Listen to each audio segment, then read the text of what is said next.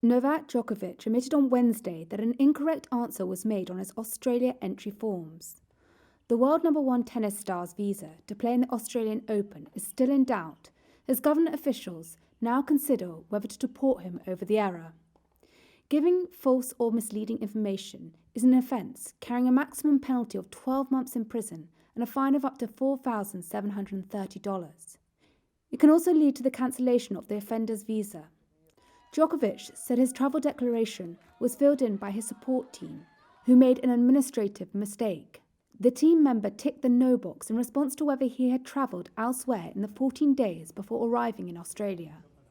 Questions arose about the Serbian star's movements when social media posts appeared to show him in Belgrade less than 2 weeks before he headed to Spain and then on to Australia. In a post on his Instagram account, he said, quote, "This was human error and certainly not deliberate. We are living in challenging times in a global pandemic, and sometimes these mistakes can occur." The player also apologises in his statement for attending an interview and photo shoot on December the 18th, the day after he said he learned he had tested positive for COVID-19 for the second time.